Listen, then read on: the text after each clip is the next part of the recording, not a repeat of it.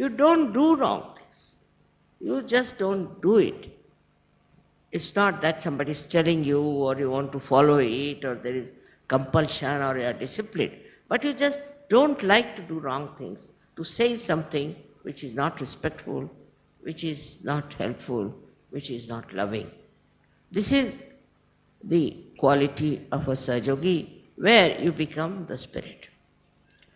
Becoming the spirit, you don't have to tell anybody.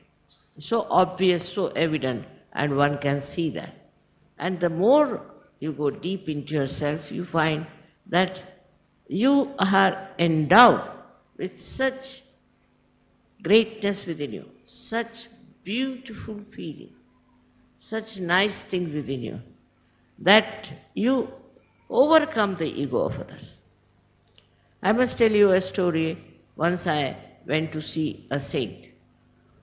So the Sahajogi said, Mother, you never go and see these gurus and this and that. So why do you want? I said, you come along with me. So we had to climb a lot. I said, from here you see his vibration. First you see his vibration. Lots of vibrations come. So we went up the hill, climbed up. And this gentleman was supposed to have powers that he could control the rain. And it started raining, and raining very heavy.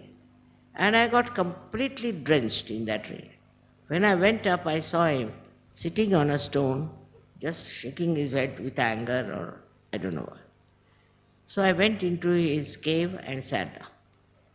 So he came back.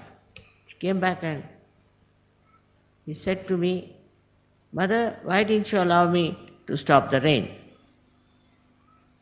Is it to overcome my ego? I said, no, not that. I didn't see your ego anywhere. But the problem is another. You are a sannyasi, you are one who are an ascetic, you bought a sari for me. Now if you bought a sari for me, I can't take from you because you are a sannyasi. So I had to get drenched so that I will have to borrow sari from. And the whole thing melted away. He became a very different person. So with wisdom, you know how to handle different types of people. You say things by which you melt their ego. Their conditionings also are brought into a kind of a new awakening with it. They see in you that wisdom, that love, that expression of, I should say, your spirit. And that's how so many saints, though they were tortured and troubled by many, but they were definitely very much respected and loved. But those saints in those days, I must say, were definitely very nice and good people. But one thing was there, they were rather strict and disciplining with their disciples. The reason was that they were not realized souls, their disciples. And these gurus thought that unless and until you discipline these people, they'll never rise. They'll never become something great. So they are to be disciplined. And those who were seekers of truth accepted. All right. Whatever you say, we'll do. Even if you ask us to fast, we'll do. They'll stand on their heads, all right, stand on our head.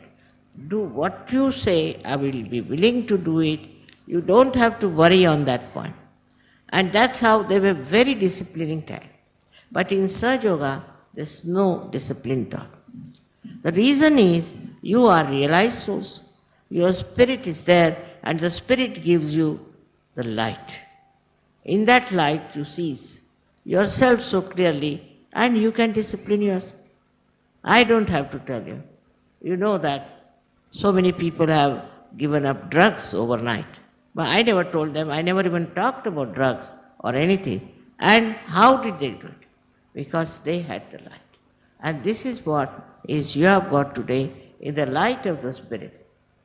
You become absolutely independent and absolutely free, complete freedom, because you have the light. not do. You cannot do wrong things. Supposing now there is light and there is some sort of a big explosion taking place. I won't run towards the explosion.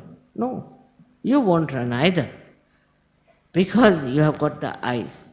So the spirit and its light is the greatest guiding factor. So this is what you have achieved through your enlightenment, that you are beyond all this. And you become a person of a temperament which is so loving and so joyful. I mean, it's so many examples I can give in Sajog. It has happened that I have seen the beauty of their love and affection. Not only towards me, but only towards others also. Only if it is only towards me, I can explain it. But I can't explain the way they are kind to people, as I told you yesterday, that these people went to Israel, now they went to Egypt, they went to Russia.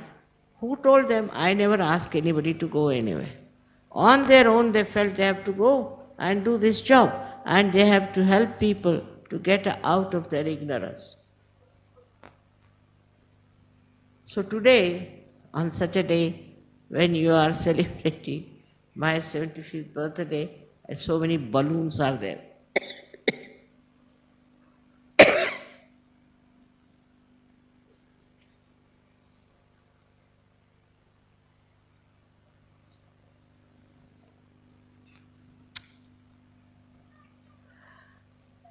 they are very remarkably, very picturesque and have colors of different types expressing your love for me. In everything I see your love. Whatever you have done here, all your decorations, everything, I feel my children are so loving. I have done nothing for you. I don't know what makes you feel such gratitude. I still want to know what have I done. I have done nothing. But the way you want to express your love is very surprising, except for, I would say that you got the light of your spirit. In that light, might be you see something different in me, but the way you are showing your gratitude is really beyond. As the other day one of the speakers said that you don't thank your mother, take her for granted. It's a fact. There's no need to thank me, you have to take me for granted. But the way you want to thank me, just like a small little child would like to thank, just become like children. You're so enthusiastic about it, and you don't understand that normally is not done like this anywhere. Nobody tries to be just like children expressing their beautiful love. It's a very new thing that one can see. Such peace, such love, such joy all around in a far-fetched place like this. How could you do that? How could you manage that? It's not easy to understand. It's not for human beings to see that.